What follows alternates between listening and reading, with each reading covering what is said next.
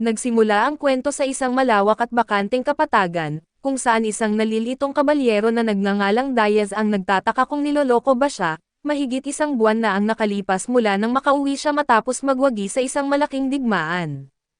Bilang gantimpala, binigyan siya ng hari ng sarili niyang napakalawak na teritoryo upang pamahalaan at tirhan. Ngayon ay napagtanto ni Diaz na naloko siya dahil ang totoo, pinalayas lang siya ng hari sa kabisera at ipinadala sa isang napakalawak ngunit walang laman na lupain. Dahil wala na siyang ibang utos na natanggap mula sa hari, naisip niyang malaya na siyang gawin ang gusto niya kaya't nagsimula siyang maglibot sa lugar upang maghanap ng pagkain at iba pang mapapakinabangang mga bagay. Makalipas ang ilang sandali ay nakakita siya ng isang malinaw na batis at uminom ng malamig at sariwang tubig nito, pagkatapos ay ipinagpatuloy niya ang paggalugad hanggang sa sumapit ang gabi at dahil wala siyang nahanap na pagkain o anumang mapagkukunan, nagpahinga na lamang siya habang iniisip na aalis na siya sa lugar kapag napatunayang wala talagang laman ang buong teritoryo. Kinabukasan, nagising siya nang batuhin siya ng isang babaeng oni na nagngangalang Alna at habang galit itong nagtatanong kung ano ang ginagawa niya sa kanilang lupain, nagtaka si Diaz dahil noong nakaraang araw ay wala naman siyang nakitang kahit sino sa paligid. Ngunit hindi pinansin ni Alna ang kanyang pagkalito at ipinagpatuloy ang pagtatanong kung saan siya nanggaling. Sinabi ni Diaz na wala na talaga siyang tahanan kaya lalo siyang pinaghinalaan ni Alna at tinanong siya nito kung bakit siya napunta sa kanilang lugar, at tapat namang ipinaliwanag ni Diaz na may nagpadala sa kanya upang manirahan doon.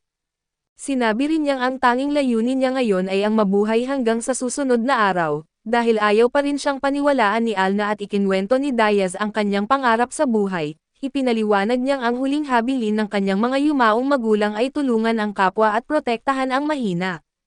Kaya ginawa niya itong layunin ng kanyang buong buhay at inaasahan ni Alna na nagsisinungaling lamang si Diaz, ngunit biglang kumislap ng kulay asol ang kanyang sungay kaya napilitan siyang maniwala, samantala ay inosente at tapat na tao si Diaz kaya hindi niya maintindihan kung bakit siya pinaghihinalaan ng dalaga. Tinanong siya ni Alna kung kaibigan ba siya o kalaban. Ngunit ipinapaalala ni Diaz na hindi pa sila maaaring tawaging alinman sa dalawa dahil kakakilala pa lamang nila sa isa't isa at sa hindi maipaliwanag na dahilan, lalo lamang nainis si Alna sa kanyang makatuwirang sagot, habang si Diaz ay nagtataka kung bakit ito galit na galit. Maya-maya ay naalala ni Diaz na nakatira pala si Alna sa loob ng kanyang teritoryo, kaya inisip niyang isa ito sa kanyang mga nasasakupan at akala niya sinusubok lamang ni Alna ang kanyang katapatan bilang pinuno. Kaya seryoso niyang sinabi na siya ang magiging tapat nitong kakampi. Nangako rin siyang paprotektahan niya ito laban sa kahit sinong kaaway, dahil dito ay lalo pang nagliwanag ang sungay ni Alna at maging siya mismo ay nagulat sa tindi ng katapatan ni Diaz, kaya bigla niya itong hinihila papunta sa isang lugar. Hindi nagtagal ay nakarating sila sa isang nayo ng mga oni at nagtaka si Diaz kung bakit hindi niya ito nakita noong una. Ngunit wala na siyang oras para mag-isip dahil diretso siyang kinaladkad ni Alna papunta sa bahay ng pinuno ng kanilang tribo. Pagpasok nila ay nagulat ang pinuno ng tribo dahil nagdala si Alna ng isang estranghero, gayong karaniwan itong maingat sa mga hindi kilala at ipinaliwanag ni Alna na hindi kailanman namula ang kanyang sungay at sa halip, kumislap pa ito ng matingkad na kulay asol nang ideklara ni Diaz na kakampi niya siya. Pagkarinig nito, tinanong ng pinuno si Diaz kung handa rin ba siyang maging kakampi nila at agad siyang pumayag at sinabing kakampi siya ng lahat ng naninirahan sa nayon, ngunit nang sabihin ni Diaz na ang hari ang nagpadala sa kanya roon ay biglang nagalit si Alna at agad siyang tinutukan ng pana. Pinigilan siya ng pinuno ng tribo dahil hindi pa nito naririnig ang buong kwento ni Diaz, subalit seryoso rin siyang hiningan ng kumpletong paliwanag at nanatiling kalmado si Diaz kahit tinututukan siya ng pana. Ikinwento niyang mula pagkabata ay itinuro na sa kanya ng kanyang mga magulang na tumulong sa kapwa at protektahan ang mahina. Ngunit maaga silang namatay kaya naging ulila siya at tinipon niya ang iba pang mga ulila sa kanilang bayan upang magsama-sama, nabuhay sila sa pamamagitan ng paggawa ng maliliit na trabaho at pangangaso ng mahihinang halimaw. Habang lumalaki si Diaz ay sumiklab ang digmaan laban sa karatig na kaharian, dinala niya ang kanyang husay sa pakikipaglaban sa larangan ng digmaan at mabilis na umangat ang kanyang ranggo dahil sa likas niyang talento sa pakikipaglaban.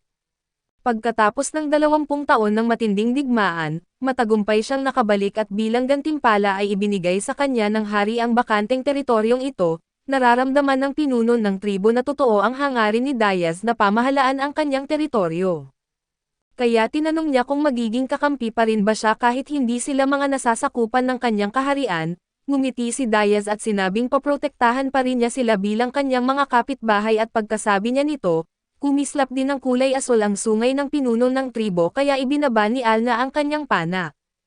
Nagtaka si Diaz kung bakit siya tinanong ng ganoong bagay, doon inamin ng pinuno na sila at ang kanyang mga tauhan ay hindi niya mga nasasakupan at sa katunayan, ang kanilang tribo ay kaaway ng kaharian ni Diaz. Sa kabila nito ay naniniwala ang pinuno ng tribo na maaari silang maging magkaalyado dahil kulay asul ang aura na ipinakita ng kanyang sungay. Bago pa makapagsalita si Diaz ay hiniling muna nitong pakinggan niya ang kanyang paliwanag.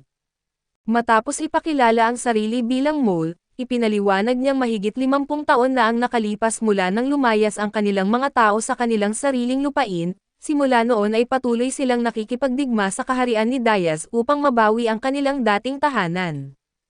Nagtaka si Diaz kung paano sila nakapamumuhay sa loob ng teritoryo ng kaharian ng hindi natuklasan. Ipinaliwanag ni Mole na ang kanilang lahi ay may kakayahang gumamit ng mahika na nakaimbak sa kanilang mga sungay.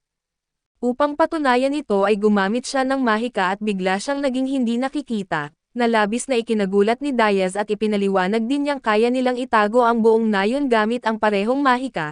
Doon naunawaan ni Diaz kung bakit hindi niya nakita ang nayon noong unang ngunit nagtaka siya kung bakit ibinubunyag ni Mole ang napakahalagang lihim na iyon. Ngumiti si Mole at ipinahayag na hindi sana siya magtitiwala kay Diaz kung hindi kumislap ng kulay asul ang kanyang sungay. Ipinaliwanag niyang kayang malaman ng mga uni ang intensyon ng ibang nilalang sa pamamagitan ng kanilang mga sungay. Kapag walang masamang balak ang isang tao, nananatiling walang kulay ang sungay ngunit kapag may masama na intensyon ito, agad na nagiging pula ang sungay at minsan naman ay lumilitaw ang kulay asul, na nangangahulugang tunay na kaibigan ng mga oni ang taong iyon. Ngunit kung magsimulang magkaroon ng masamang intensyon ang tao na iyon ay agad na mahahaluan ng pula ang kulay asul ng sungay, dahil kahit kaunting pulang kulay ay hindi lumitaw sa sungay ni Diaz. Naniniwala si Mole na isa siyang tao na lubos na mapagkakatiwalaan. Sa katunayan, iniisip pa niyang napaka-inosente ni Diaz dahil hanggang ngayon ay patuloy pa rin itong tinutupad ang huling hiling ng kanyang mga yumaong magulang at bagamat nalilito pa rin si Diaz, inalok siya ni Mole na tulungan sa pamamahala ng kanyang teritoryo. Nangako rin itong bibigyan siya ng bahay, pagkain at mga alagang hayop upang makapagsimula siya ng bagong buhay at bilang kapalit, hinihiling lamang nito na ilihim niya ang kanilang nayon sa hari at tinanggap ni Diaz ang alok at nangakong paprotektahan ang mga oni hanggat hindi nila binabantaan ang kanyang kaharian. Nasiyahan si Mole sa kanyang sagot, kaya inutusan niya si Alna na samahan si Diaz at ipakita rito ang buhay sa kanilang nayon at sa una ay pumayag si Alna, ngunit agad siyang natigilan nang napagtanto ang utos sa kanya. Ipinapaalala ni Mole na si Alna mismo ang nagdala kay Diaz sa nayon, kaya responsibilidad nitong alagaan siya at kahit labag sa loob ay tinanggap ni Alna ang utos at pagkalabas nila, ipinagawa ni Alna sa ilang taga-nayon ang bahay ni Diaz. Sa loob lamang ng ilang oras ay mabilis nilang natapos ang isang bahay na yari sa kahoy. Nagulat si Diaz sa bilis ng kanilang paggawa kaya ipinaliwanag ni Alna na hindi sila pwedeng manatili sa iisang lugar habang buhay at dahil dito, magagaan ang pagkakagawa ng kanilang mga bahay upang madali nila itong mabuwag at mailipat kapag may panganib.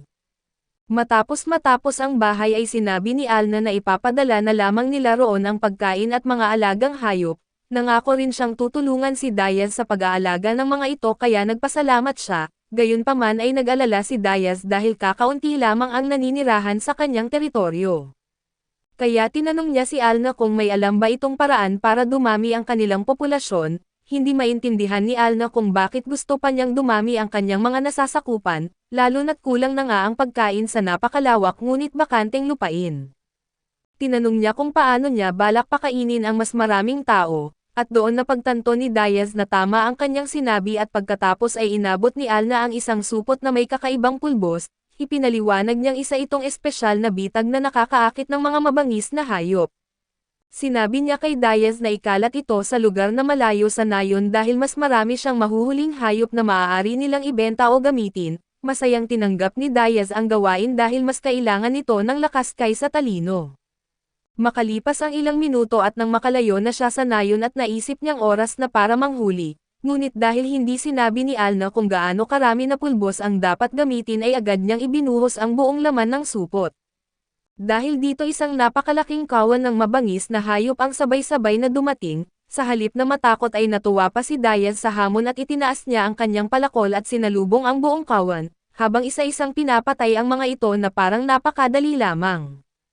Matapos mapatay ang kalahati ng mga hayop, tumakas ang natitira at iniwan si Diaz na napapalibutan ng mga bangkay ng kanyang mga nahuli, ngunit saka lamang niya naalala na kailangan pa pala niyang buhatin pauwi ang mabibigat na hayop at dahil wala siyang kariton, isa lamang ang kanyang dinala at iniwan ang iba sa lugar. Habang pauwi ay nag-aalala si Diaz na baka magalit na naman si Alna dahil madalas itong mainis sa mga ginagawa niya. Ngunit laking gulat niya nang matuwa si Alna nang makita ang malaking hayop na kanyang nahuli dahil napakabihira ng karne sa kanilang nayon. Napansin ni Alna na tila may iniisip si Diaz kaya tinanong niya kung ano ang problema. Ipinaliwanag ni Diaz na napilitan siyang iwan ang mahigit 30 iba pang hayop dahil hindi niya kayang buhatin ang lahat at pagkarinig nito, labis na nagulat si Alna sa kanyang lakas at tuluyang nagbago ang tingin nito sa kanya. Lumabas din si Mole at pinuri si Diaz dahil sa ipinakita nitong pagiging tunay na lalaki. Sumang-ayon si Alna at agad na tumakbo upang ipaalam sa mga taga-nayon na kunin ang natitirang mga hayop. Nagtaka si Diaz kung ano ang ibig sabihin ni Mole sa pagiging tunay na lalaki. Ipinaliwanag ni Mole na para sa kanilang tribo, nasusukat ang pagkalalaki sa kakayahan ng isang lalaki na magtrabaho at kumita at habang mas mahusay siyang maghanap buhay at magbigay ng pagkain, mas kaakit-akit siya sa paningin ng mga babae sa kanilang tribo.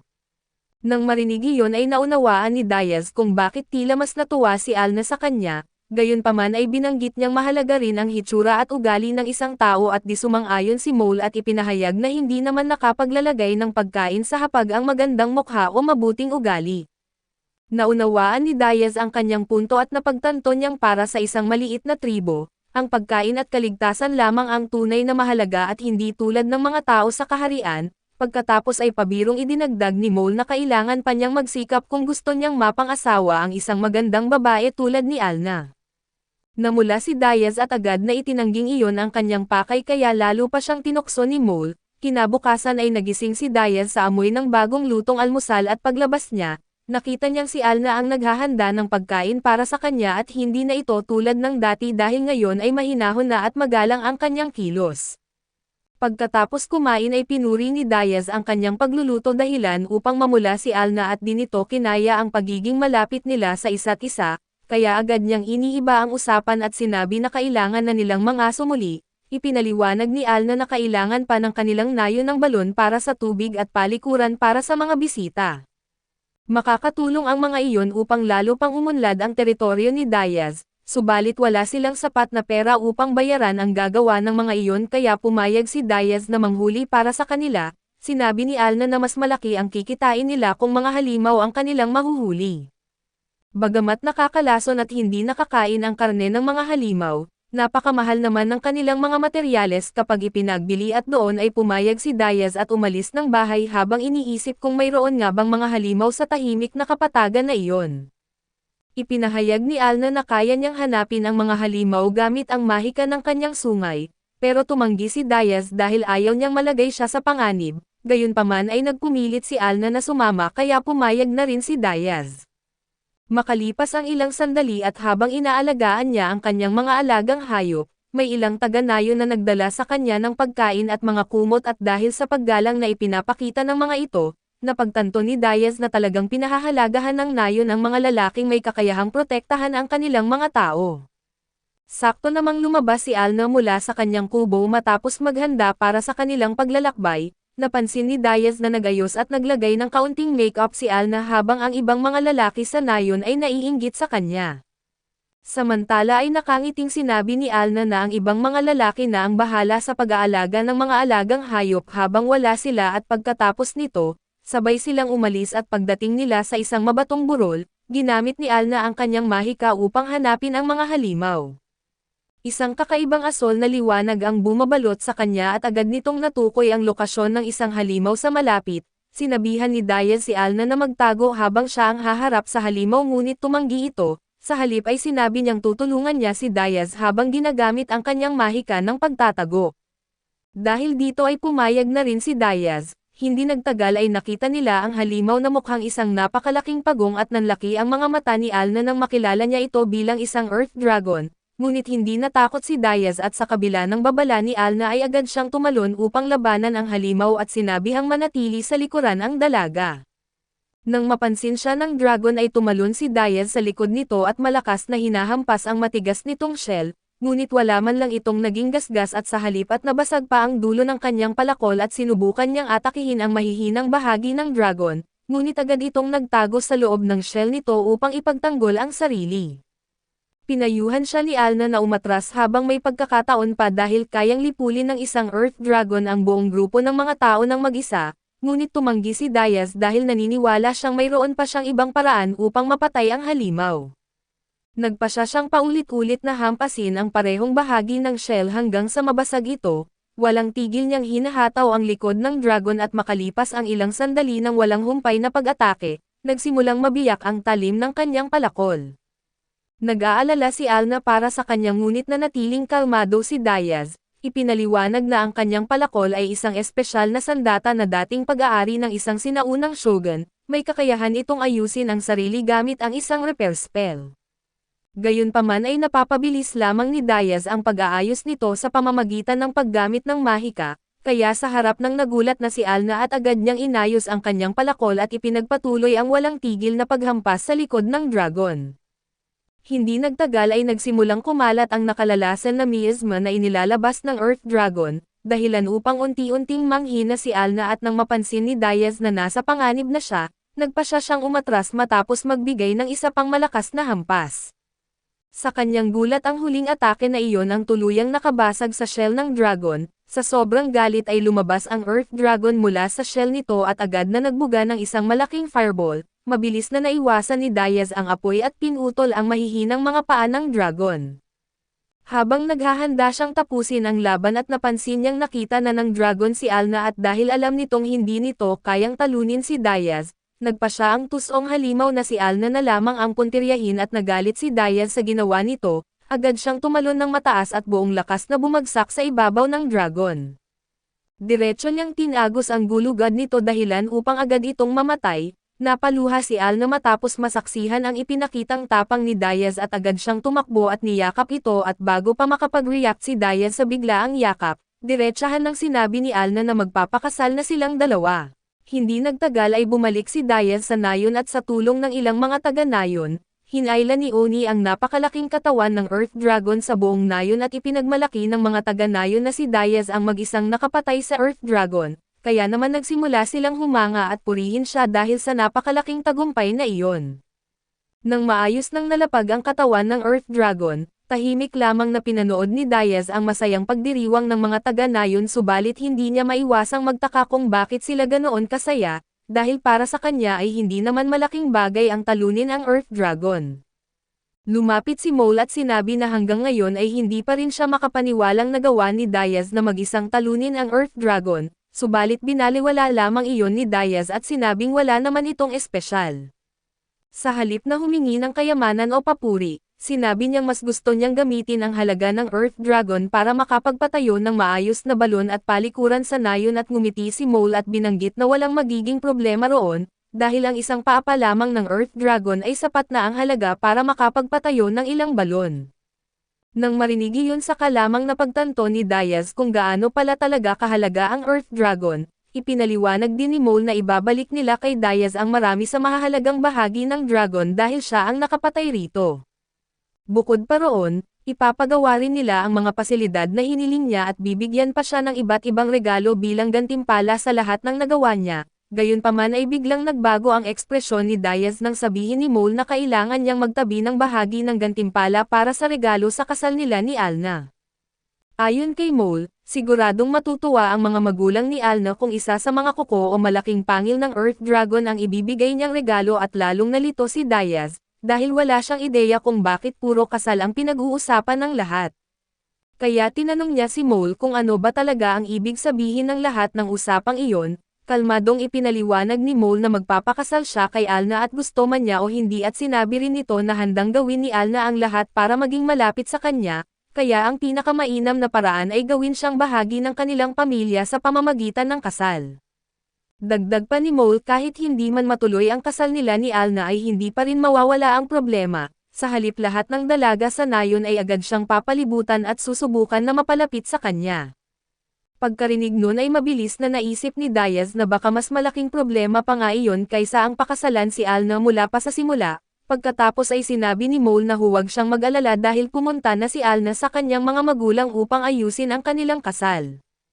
Pagkarinig ni Diaz doon, naisip niyang iyon marahil ang dahilan kung bakit matagal na niyang hindi nakita si Alna, kaya tinanong niya si Mole kung ibig bang sabihin noon ay opisyal na silang magkasintahang nakatakdang ikasal. Ipinaliwanag ni Mole na iba ang kaugalian ng mga uni kumpara sa mga tao at kapag nagkasundo ang dalawang panig ay agad silang nagpapakasal, gayunpaman si Diaz pa rin ang magpapasya kung kailan eksaktong gaganapin ang kasal. Nagpatuloy si Mole sa pagpapaliwanag na habang mas lumalalim ang ugnayan ni Diaz sa nayon at sa mga tao rito, mas lalo siyang napapalapit sa pagiging susunod na dakilang Panginoon. Ginagawa ni Mole ang lahat para matulungan si Diaz na maging dakilang Panginoon dahil alam niya ang nangyari sa huling napili sa posisyong iyon. Ang dating pinuno ay lubos na nabigong pamumunuan ang lahat, kaya ayaw na niyang maulit ang nakaraan at muling may hindi karapat-dapat na maging susunod na pinuno at pagkaalis ni Mole, narinig ni Diaz ang ilang mga taga-nayon na nag-uusap kung gaano kaswerte si Alna dahil mapapangasawa niya ang isang napakalakas na lalaki kahit bata pa siya. Dahil dito ay nausisa si Diaz at tinanong ang isa sa kanila kung ilang taong gulang na ba talaga si Alna. Nang malaman niyang 15 taong gulang pa lamang ito ay halos malaglag ang kanyang pangasagulat at 35 taong gulang na siya, kaya sapat na ang edad niya para maging ama ni Alna na mas lalo tuloy siyang nabigla sa sitwasyon. Sa kabutihang palad, may batas ang kaharian na kailangang 18 taong gulang muna ang isang tao bago maaaring magpakasal at ibig sabihin, 3 taon pa silang mananatiling magkasintahang nakatakdang ikasal at sa panahong iyon, malamang ay ganap ng magiging isang tunay na Panginoon si Diaz. Habang tahimik na nakaupo mag-isa si Diaz, napansin ni Tia na kailangan muna nitong mapag-isa upang maayos ang kanyang isip at makapag-isip tungkol sa lahat ng nangyayari sa kanyang paligid at hindi nagtagal, lumapit si Alna na may malaking ngiti sa kanyang mukha at sinabi na maayos na ang lahat. Pagkatapos ay tinanong niya si Diaz kung ano ang gusto nitong almusal kinabukasan.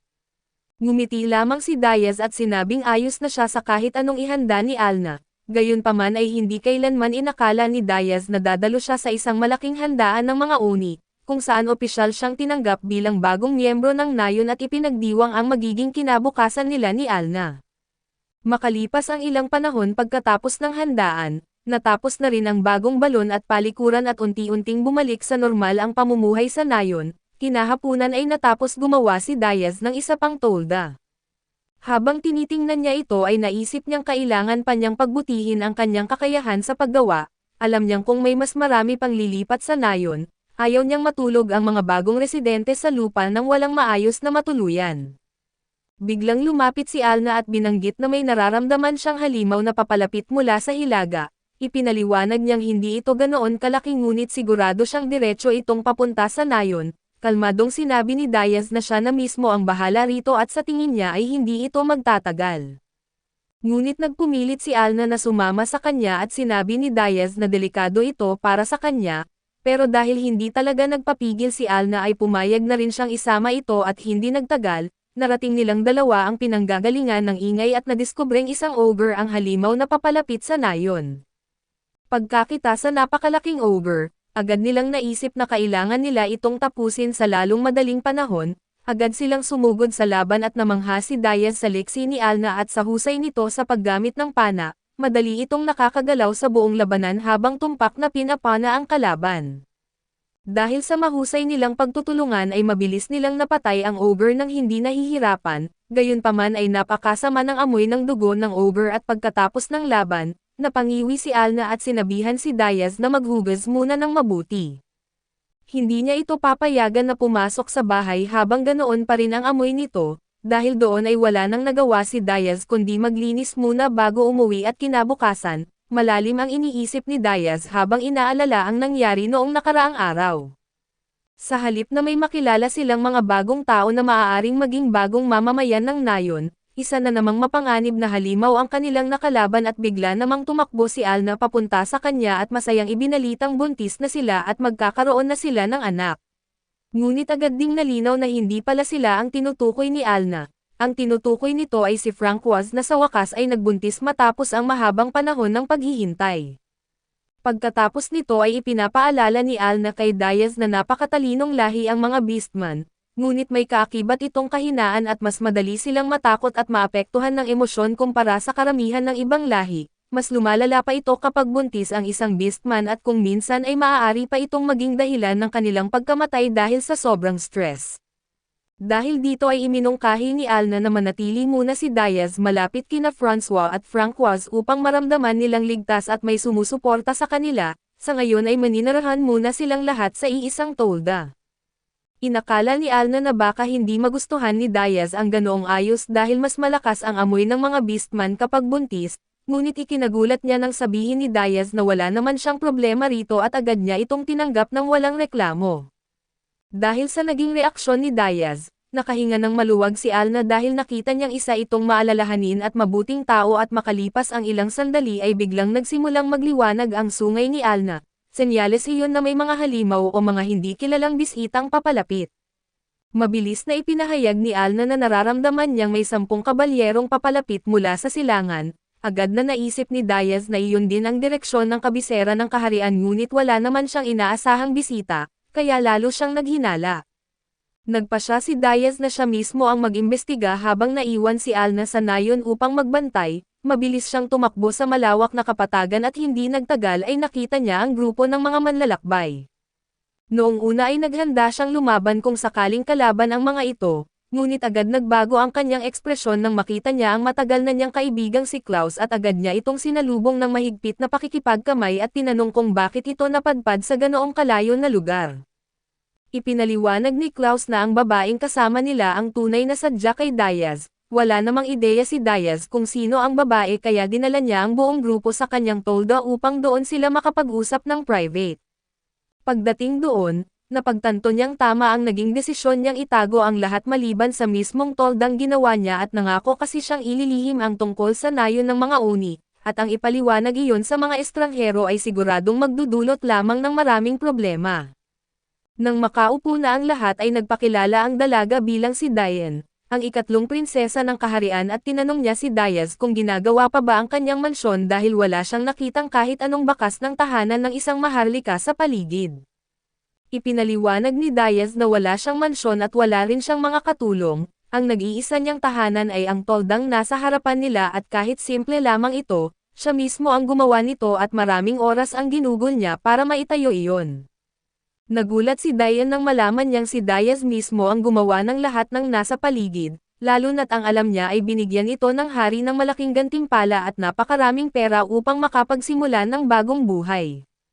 Ngunit ikinagulat niya nang sabihin ni Diaz na wala siyang natanggap kahit isang barya mula sa hari at sa halip, iniwan lamang siya sa gitna ng kawalan ng walang pagkain o tubig para mabuhay.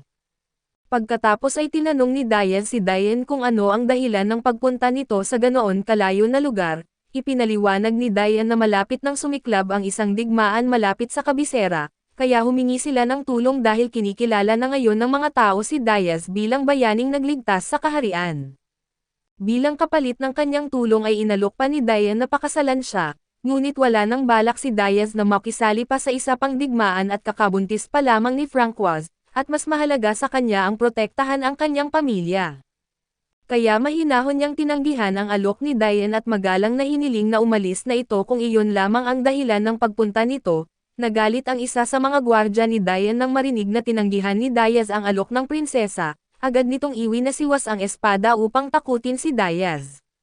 Ngunit bago pa man siya tamaan ng espada ay kusang kumilos ang katawan ni Diaz at sa isang mabilis na galaw, sinasalag niya ang pag-atake at nabiyak ng malinis sa gitna ang espada ng gwardya sa iisang hampas lamang, muling naghanda ang gwardya na umatake ngunit mabilis siyang pinigilan ni Klaus.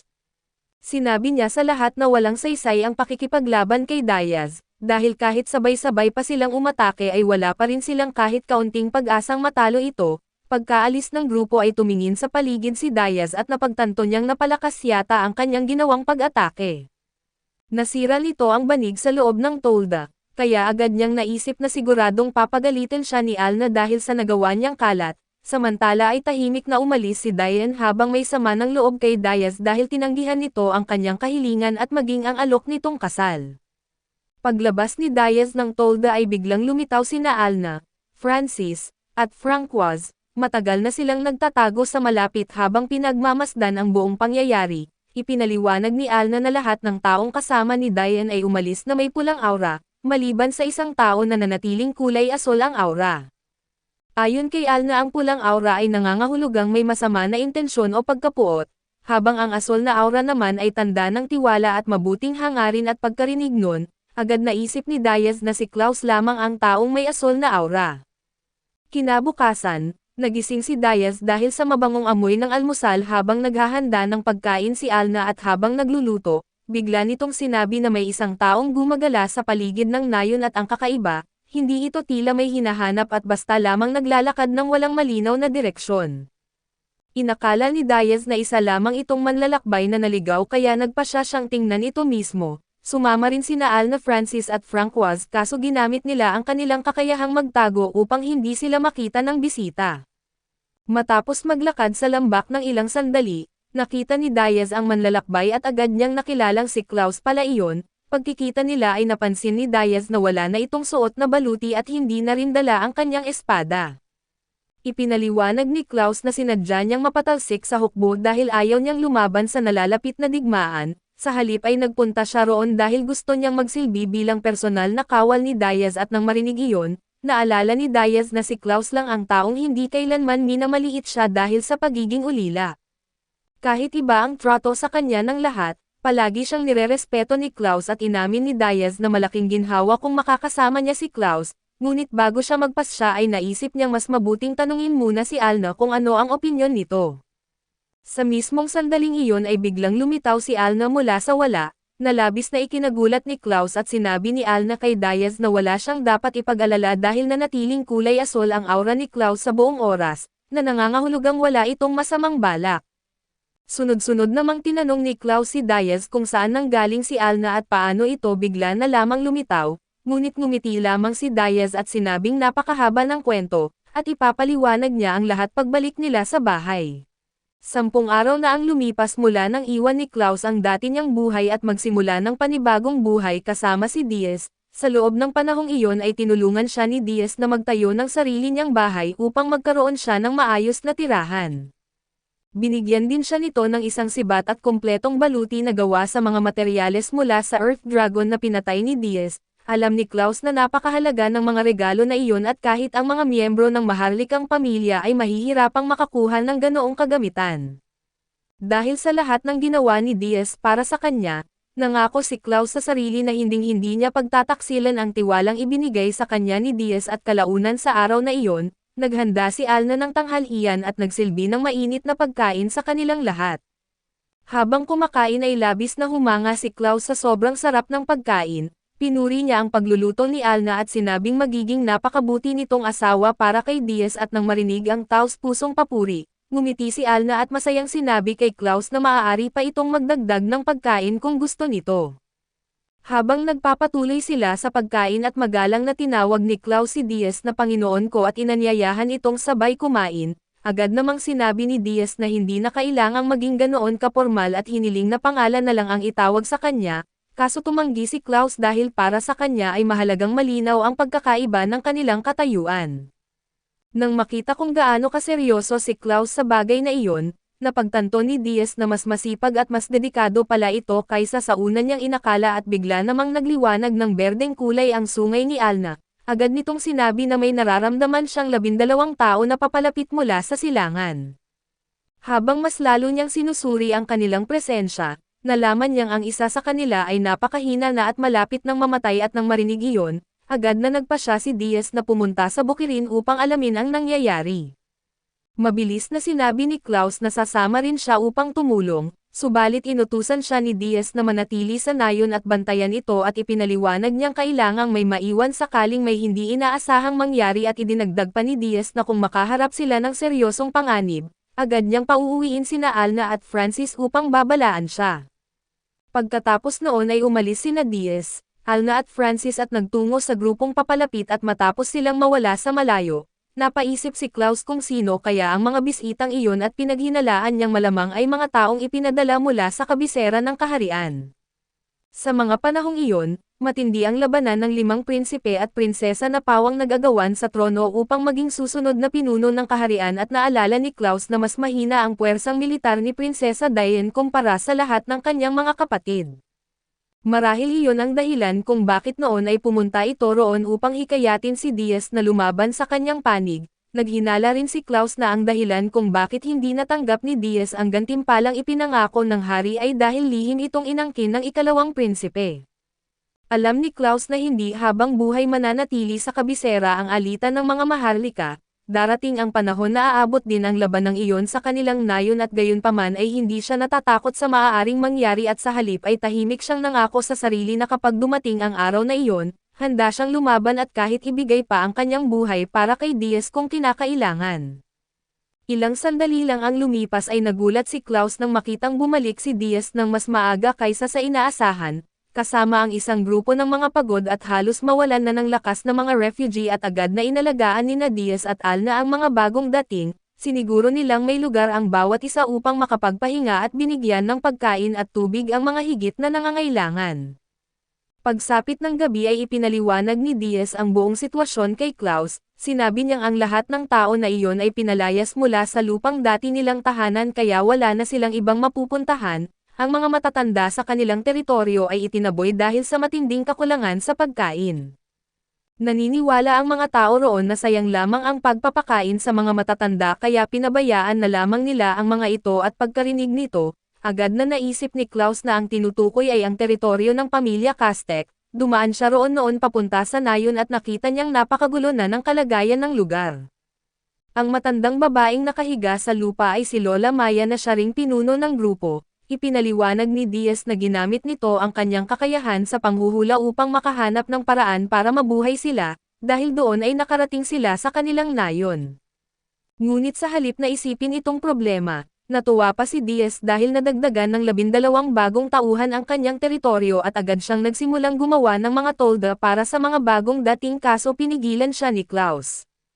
Ipinapaalala nitong hindi na kayang magtrabaho ng mabigat ng mga matatandang iyon at hindi rin sila gaanong makakatulong sa pagpapalago ng teritoryo. Ngumiti lamang si Diaz at sinabing mas lalo pa nga silang mahalaga dahil maituturo nila sa lahat ang mga lihim ng mahabang buhay. Sumang-ayon si Alna kay Diaz at sinabing dapat nilang malugod na tanggapin ang kanilang mga bagong mamamayan. Sa sandaling iyon ay tuluyan ng naunawaan ni Klaus na ang paraan ng pag-iisip na iyon ang dahilan kung bakit napakalayo na nang narating ni Diaz. Naalala niya ang panahon na nagsilbi siyang kabalyero noong digmaan at nang maging desperado ang sitwasyon, pinili ng lahat ng ibang sundalo na tumakas upang iligtas ang sarili. Pero si Diaz lamang ang nanatili at sa halip na isipin ang sarili niyang kaligtasan, niligtas niya ang isang batang umiiyak at ligtas itong naibalik sa kanyang ina at habang papalapit ang mga kalaban na sundalo upang palibutan sila, magkasamang lumaban sina Klaus at Diaz at silang dalawa lamang ang tumalo sa buong pangkat ng kalaban. Natapos ang labanan na punong-puno ng sugat si Klaus, samantalang si Diaz ay wala man lang ni isang gasgas at kahit nanalo na sila, mas inaalala pa ni Diaz ang pagpapatahan sa isang umiiyak na sanggol kaysa sa pagdiriwang ng kanilang tagumpay. Nang balikan ni Klaus ang alaalang iyon at napagtanto niyang napakatanga pala ng dati niyang paniniwala, noon ay iniisip niyang ang pinakamataas na karangalan ay ang mamatay para kay Diaz, ngunit ngayon ay naunawaan niyang ang tunay niyang tungkulin ay manatiling buhay at patuloy na suportahan si Diaz hanggat kaya niya. Kinabukasan, natapos ni Diaz ang paggawa ng lahat ng tolda kaya nagtipon ang lahat sa loob ng isa sa mga ito upang magdaos ng isang pagpupulong. Sinabi ni Lola Maya kay Diaz na magiging kapakipakinabang pa rin ang mga matatanda at kapag dumami na ang balahibo ng kanilang mga tupa, maaari nila itong paikutin bilang sinulid at gawing tela. Naisip ni Diaz na malaking tulong iyon para sa pagunlad ng kanilang nayon, gayunpaman ay napansin ng lahat na tila hindi masaya si Diaz kaya tinanong nila kung ano ang bumabagabag sa kanya. ipinaliwanag niya ngayong sapat na ang dami ng mga naninirahan sa kanilang lugar, gusto na niyang bigyan ng opisyal na pangalan ang kanilang pamayanan subalit wala siyang maisip na pangalang gusto niya. Mabilis na iminungkahi ng iba na tawagin itong nayon ni Diaz, ngunit tumanggi siya dahil ayaw niyang ipapangalan ang nayon sa sarili niya at sumunod namang nagmungkahi si Klaus ng nayon ng pumatay ng dragon, kaso hindi rin iyon nagustuhan ng lahat. Pagkatapos ay nagsalita si Alna at iminungkahi ang pangalang Ilok, na ang ibig sabihin sa sinaunang wika ay unang nayon at agad na nagustuhan ni Diaz ang pangalang iyon at sumang-ayon ang lahat na iyon ang pinakaangkop, mula noon ay opisyal nang tinawag ang kanilang bagong tahanan na nayon ng Ilok. Pagkatapos ng pagpupulong ay palihim na lumapit si Lola Maya kay Diaz, napansin niyang gusto pa nitong magdala ng mas maraming tao sa nayon kaya nagbigay siya ng isang mungkahi. Sinabi niyang maaari nilang ibenta ang mga materyales ng dragon na kanilang nakolekta at gamitin ang perang kikitain upang bumili ng mga alipin. Agad na tinanggihan ni Diaz ang ideyang iyon dahil labis niyang kinamumuhian ang pang-aalipan at noong panahon ng digmaan, nakakita siya ng napakaraming sundalong inalipin at nakaranas ng matinding pangmamaliit at dahil sa mga karanasang iyon, matagal na niyang ipinasya na ipagbabawal ang pagbili at pagbebenta ng mga alipin sa kanyang teritoryo. Matapos marinig ang kanyang sagot, inamin ni Lola Maya na sinadya lamang niyang banggitin ang ideyang iyon upang subukan ang magiging reaksyon ni Diaz, humingi siya ng paumanhin at ipinaliwanag na ginawa niya iyon dahil dati silang nagdusa sa ilalim ng malupit na pinuno at alam ni Diaz na ang tinutukoy niya ay ang pamilya Castek. Nangako siya na hinding-hindi magiging katulad ng lugar na iyon ang nayon ng Ilok at lahat ng manirahan doon ay palaging tretuhin ng may respeto. Kinabukasan ay dumating sa teritoryo ni Diaz ang isang naglalakbay na mga ngalakal. Labis na nagulat si Diaz nang makita niyang isa pala itong palaka, bumababa ito mula sa kanyang kabayo at nagpakilalang si Pigeon at ipinaliwanag nitong naparito siya upang suriin ang mga materyales ng dragon na nais nilang ibenta. Napansin ni Diaz na naging puti ang sungay ni Alna, na nangangahulugang wala namang masamang intensyon si Pigeon at nang makasiguro siya ay inilatag niya ang mga materyales ng dragon sa harap ng mga ngalakal, namangha si Pigeon sa laki ng mga ito. Habang mas mabuti niya itong sinusuri, nagsimula siyang magduda kung totoo ngang si Diaz lamang ang nakapatay sa napakalaking dragon at sa halip na makipagtalo, pinatunayan iyon ni Diaz sa pamamagitan ng kilos at ginamit niya ang kanyang espesyal na atake at sa isang hampas lamang ay malinis niyang nahati sa dalawa ang isang kaliskis ng dragon. Sapat na ang ipinakitang lakas na iyon upang tuluyang maniwala si Pigeon na si Diaz nga ang tunay na pumatay sa dragon. Pagkatapos nito ay ipinakilala ni Pigeon ang dalawang maliit na batang babae at sinabing umaasa siyang aalagaan sila ni Diaz kapalit ng makatarungang halaga. Agad na inisip ni Diaz na ibinebenta ang mga bata bilang alipin kaya napuno siya ng galit. Ngunit bago pa siya makapagsalita, hinawakan ni Alna ang kanyang kamay at pinakalma siya at pagkatapos ay lumapit si Lola Maya at magalang na sinabi kay Pigeon na wala silang balak bumili ng mga alipin, nagmadaling ipaliwanag ni Pigeon ang tunay na sitwasyon. Sinabi niyang hindi mga alipin ang dalawang bata kundi kambal na magkapatid at sa nayon na kanilang pinagmulan. Naniniwala ang mga tao na ang kambal ay nagdadala lamang ng malas at kapahamakan at dahil sa paniniwalang iyon, balak silang patayin ng mga taga-nayon.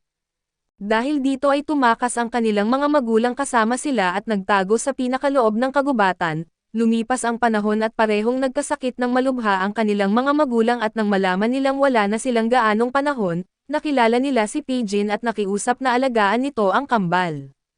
Noong una ay tumanggi si Pigeon dahil isa lamang siyang mangangalakal at hindi tao na gumagawa ng kawanggawa, kaso inalok siya ng malaking halaga ng kanilang mga magulang kaya pumayag din siya. Ngayon ay ubos na ang perang iniwan ng mga magulang at lalo lamang siyang nabaon sa utang sa patuloy na pag-aalaga sa kambal, dahil wala na siyang ibang mapagpilian ay nakiusap siya kay Diaz na siya na ang sasalo sa responsibilidad sa dalawang bata. Iginiit ni Alna kay Diaz na nagsasabi ng totoo si Pigeon kaya pumayag si Diaz na alagaan ang kambal, inalok pa niyang bayaran si Pigeon sa lahat ng nagastos nito habang inaalagaan ang dalawang bata at labis ang pasasalamat ni Pigeon sa kabutihang ipinakita ni Diaz. Maingat namang binuhat ni Diaz ang dalawang bata at malugod silang tinanggap sa kanilang nayon, tinanong niya ang kanilang mga pangalan at mahiyain nilang ipinakilala ang kanilang sarili bilang sina Sene at Ahan.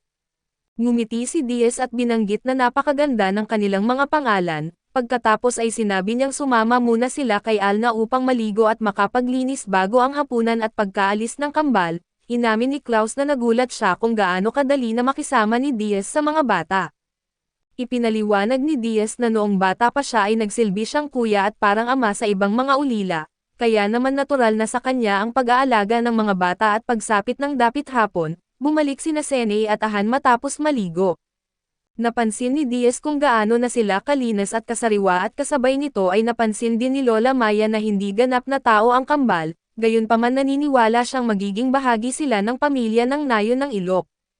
Makalipas ang ilang sandali, lumapit si Alna sa kambal at ipinaliwanag na ang kanilang mga pangalan ay may malalim na kaugnayan sa buwan ayon sa sinaunang wika, dahil dito ay binigyan niya ang bawat isa ng isang hiyas at sinabi niyang pinaniniwalaang naninirahan ang kapangyarihan ng buwan sa mga batong iyon. Nang marinig iyon ay naalala ni Sene at Ahan ang kanilang mga magulang, dahil sa alaalang iyon ay pareho silang napaiyak at agad silang niyakap ni Diaz at Alna at inaalog habang sinasabing hindi na nila kailangang mag-alala dahil ligtas na sila ngayon. Habang naglalaro ang kambal kasama ang mga tupa, tahimik na sinabi ni Alna kay Diaz na tila hindi ganap na tao sina Sene at Ahan at tahimik lamang na nakinig si Diaz at hindi siya nagpakita ng anumang pag-aalala. Pagkalipas ng halos 10 araw, mas naging komportable na ang kambal sa pamumuhay sa Nayon at nakikita pa silang nagtatalo dahil lamang sa isang kalahating nakain na patatas, bigla namang naramdaman ni Alna na may isang taong papalapit sa kanilang Nayon sakay ng kabayo. Sinabi ni Diaz na siya na ang pupunta upang alamin kung sino iyon at bago siya umalis, nakiusap sina Sene at Ahan na sana ay makabalik siyang ligtas at habang nasa gitna ng malawak na kapatagan, nakita ni Diaz ang mga ngabayo na papalapit. Naramdaman naman ni Alna ang isang puting presensya mula rito, na nangangahulugang wala itong masamang intensyon at pagdating ni Diaz sa kinaroroonan ng mga ngabayo, nagpakilala ang lalaki bilang si Camalots mula sa teritoryo ng pamilya Castek. Ipinaliwanag niya na nais makipagkita ng pinuno ng pamilya Castek na si Lord Elden kay Diaz. Sinabi rin ni Camalots na papunta na si Lord Elden at tinanong kung maaari bang sa loob ng Nayon ni Diaz idaos ang kanilang pagpupulong. Bago pa man niya matapos ang sinasabi, pinutol siya ni Diaz at ipinahayag na doon na lamang sila magkikita sa lugar na iyon at naunawaan ni Camalots ang kanyang pasya kaya agad siyang umalis sakay ng kabayo upang ihatid ang mensahe. Habang naghihintay ay pinag-isipan ni Diaz ang sitwasyon, ang pagpunta rito ng isang bagong talagang Panginoon ay maaari lamang mga hulugan na nagtagumpay ang paghihimagsik ng ikalawang prinsipe, gayunpaman ay nakapagpasya na si Diaz at anuman ang mangyari ay hindi niya hahayaang makalapit si Lord Elden sa Nayon ng Ilok at makalipas ang ilang sandali, tumingin si Diaz sa malayo at nagulat nang makita niyang papalapit na si Lord Elden. Alam ni Diaz na maraming chismis tungkol sa pinuno ng Dasdek na napapalibutan daw ito ng napakaraming babaeng alipin, dahil dito ay agad niyang naisip na ayaw niyang may ganitong klase ng tao na lumapit sa kanyang mga tauhan, kaso labis siyang nagulat nang sabihin ni Alna na si Elden at ang lahat ng kasama nito ay may asol at mabuting aura. Dahil dito ay napagtanto ni Diaz na maaaring mali ang una niyang naging tingin tungkol kay Elden at masayang tumakbo si Elden papunta kay Diaz at agad na nagpakilala. Ikinwento niya na mula pa noong bata siya ay naririnig na niya ang mga kwento tungkol sa kahangahangang mga nagawa ni Diaz bilang isang bayaning tagapagligtas. Dahil sa mga kwentong iyon ay matagal na niya itong hinahangaan at nirerespeto, napagtanto ni Diaz na mali pala ang naging paghusga niya kay Elden, humingi siya ng paumanhin sa mga naisip niya noon at malugod niyang tinanggap si Elden at ang mga kasama nito sa Nayon ng Ilok. Hindi nagtagal ay biglang tinanong ni Elden kung sino ang dalagang nakatayo sa tabi ni Diaz. Nagulat sina Diaz at Alna dahil sa oras na iyon ay ginagamit ni Alna ang kanyang camouflage skill kaya dapat ay hindi siya nakikita at ipinaliwanag ni Elden na hindi niya talaga nakikita si Alna. Ngunit napakatalas ng kanyang pandinig at pangamoy kaya nararamdaman pa rin niya ang presensya nito. Nang napagtanto ni Alna na wala nang saysay ang pagtatago, inalis niya ang kanyang camouflage at nagpakilala bilang asawa ni Diaz at agad napansin ni Elden ang sungay sa ulo ni Alna at inakala niyang isa itong semi-human, ngunit agad siyang itinama ni Alna at ipinaliwanag na hindi siya semi-human kundi isang Onikin. Inamin din niya ngayon lang niya narinig ang salitang semi-human, ipinaliwanag ni Elden na ang salitang semi-human ay isang pangkalahatang tawag sa mga nilalang na hindi tao pero may anyong kahawig ng tao sa ilang aspeto. Pagkatapos marinig ang paliwanag, napagtanto ni Alna na sa teknikal na paraan ay maaari nga siyang maituring na semi-human kaya't pumayag siya sa sinabi ni Elden at nang marinig iyon ni Elden, Halos maiyak siya sa sobrang tuwa at agad niyang tinanong kung mayroon na ba silang anak ni Diaz. Inamin ni Diaz na wala pa silang anak, pero mabilis namang sinabi ni Alna na balak niyang magkaroon sila ng hindi bababa sa 10 anak sa hinaharap. Idinagdag pa niya na kasalukuyan nilang inaalagaan ang 2 ulilang bata. Nang marinig iyon ay lalo pang natuwa si Elden at sa sobrang saya, bigla siyang nagbago ng anyo at naging isang elepante at pagkatapos ay inangat si Diaz gamit ang kanyang mahabang nguso. Lubos na nagulat si Diaz at agad niyang napagtanto na semi-human din pala si Elden, ngunit ang pagbabagong anyong iyon ay nagdulot ng matinding pagod sa kanyang katawan at dahil dito, mabilis siyang ibinalik ni Diaz at ng iba sa kanyang karwahe upang makapagpahinga. Ipinaliwanag ni Camelot na kalahating semi-human si Elden at may kakayahan siyang magpapalit ng anyo mula tao patungong hayop at pabalik, kaso ang paggamit ng kakayahang iyon ay malaking pabigat sa kanyang katawan, kaya naman umaasa siya sa pag-aalaga at suporta ng kanyang mga mapagmahal na asawa na palaging nag-aasikaso sa kanya. Pagkatapos ay nagsalita si Elden at ipinaliwanag na kanina ay nadala lamang siya ng sobrang kasiyahan kaya hindi niya naisip ang magiging epekto ng pagbabagong anyo sa kanyang katawan, sa kasamaang palad ay hindi kinaya ng kanyang katawan ang labis na emosyon kaya agad siyang nanghina.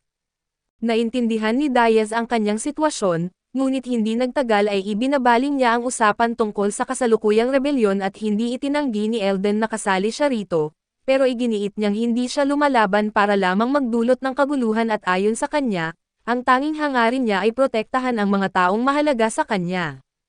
Ipinaliwanag ni Camelot na nagsimula ang lahat noong bata pa si Elden. Ang dating pinuno ng Dasdek na si Lord Encars ay may asawa at 2 anak pero masama ang pagtrato nito sa panganay niyang anak dahil masyado itong kahawig niya, mas ipinagmamalaki naman niya ang 2 anak na isinilang ng isang babaeng mula sa tribo ng mga elepante. Kalaunan ay idineklara niya ang batang iyon bilang tunay niyang tagapagmana at binigyan ng mataas na posisyon at awtoridad sa kanilang lupain. Ang batang iyon ay si Elden at ikinwento ni Elden na hanggang 4 na taong gulang siya ay naniniwala siyang isa lamang siyang ordinaryong tao. Subalit isang araw ay nalaman niya ang katotohanan na isa pala siyang semi-human at mas masakit pa roon, nalaman niyang ang tunay niyang ina ay isa palang alipin at mula noon ay mas madalas na niyang binibisita ang kanyang ina hanggang sa maging napakalapit nila sa isa't isa. Kasabay nito ay palihim siyang kumilos sa likod ng mga anino upang protektahan ang ibang semi-human na naninirahan sa kanilang lupain, kailangan niyang itago ang lahat ng ito sa kanyang amang si Lord Encars dahil alam niyang kapag nalaman nito ang kanyang ginagawa, lalo lamang pahihirapan at aalipinin ang mga semi-human. Pagkatapos ay sinabi ni Elden kay Diaz na ang pinakamatagal na niyang pangarap ay ang mamuhay sa isang mundong kung saan maaaring magsama-sama ng mapayapa ang lahat, tao man o semi-human. Nang marinig iyon, naalala ni Alna ang isang tsismis tungkol kay Elden kaya tinanong niya kung totoo bang napakarami nitong babaeng alipin. Ipinaliwanag ni Camelot na sadyang sila mismo ang nagpakalat ng tsismis bilang bahagi ng kanilang plano.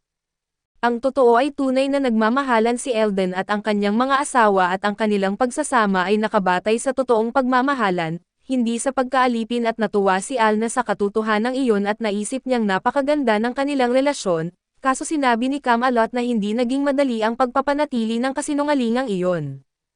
Kalaunan ay nagsimulang maghinala si Lord Encars at muntik nang maglunsad ng malaking digmaan laban sa lahat ng naninirahan sa kanyang nasasakupan, sa kabutihang palad ay nakapaghanda na si Elden para sa ganitong sitwasyon.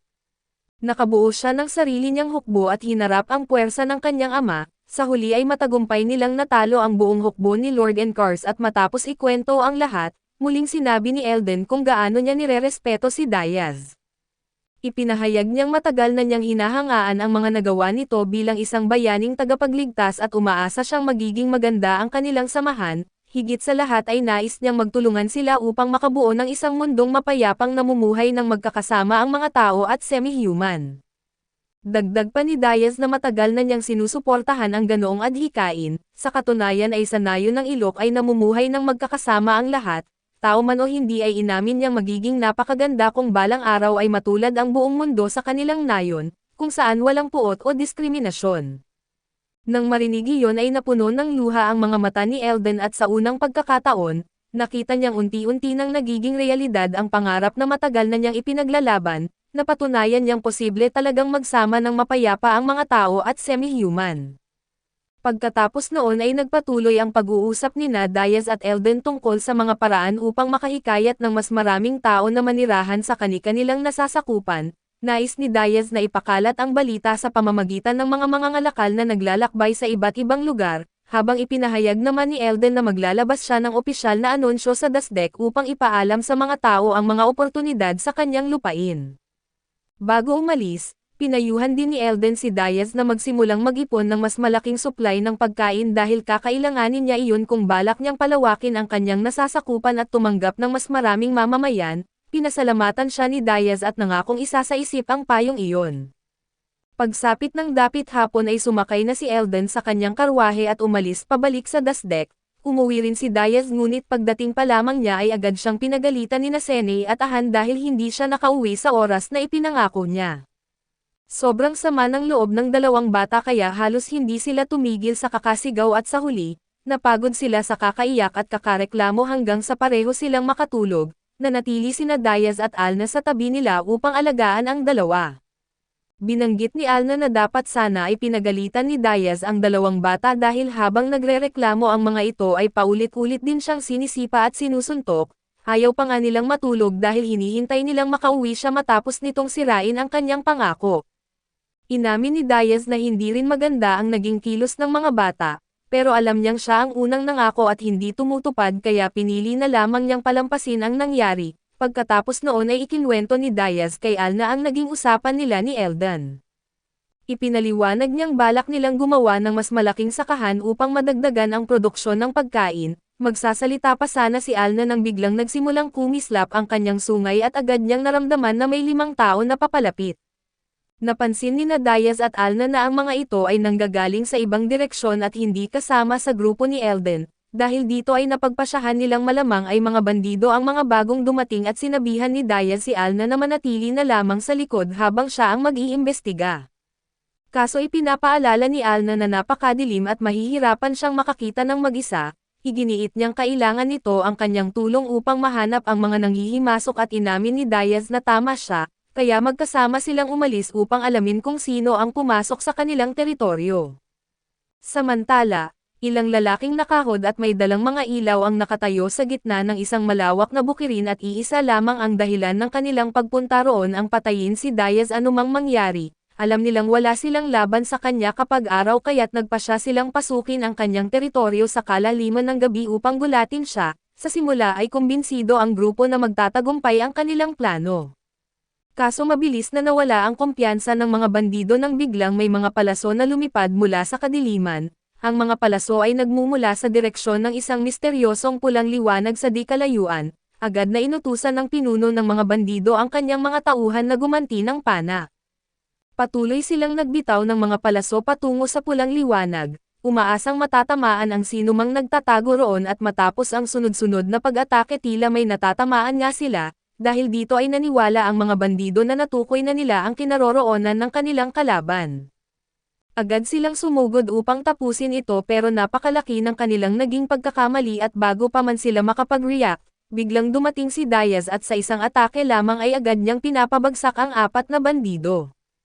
Labis na nagulat ang pinuno ng mga bandido sa kanyang nasaksihan, pagkatapos ay naagaw ang kanyang atensyon ng matinding liwanag na nagmumula sa katawan ni Alna. Kaso bago pa niya maintindihan ang nangyayari ay bigla nang lumitaw si Diaz sa kanyang harapan.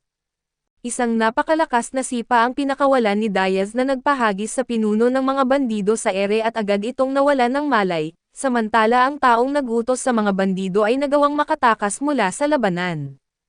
Habang tumatakas at nagsimula siyang pagsisihan ang pakikialam niya kay Diaz, kaso biglang sumakit muli ang dati niyang sugat kaya bumagsak siya sa lupa at habang nakahandusay at namimilipit sa sakit, sinimulan niyang sisihin si Diaz sa lahat ng nangyari sa kanyang buhay.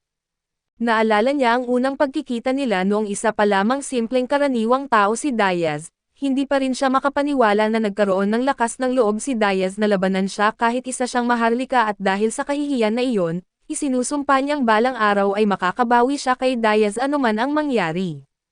Samantala sa lugar ng labanan ay matagumpay na nahuli nina Diaz at Alna ang lahat ng natitirang bandido, hindi makapaniwala si Diaz na naging ganoon sila katanga para pasukin ang kanyang teritoryo at subukang mang-hold up bilang mga bandido.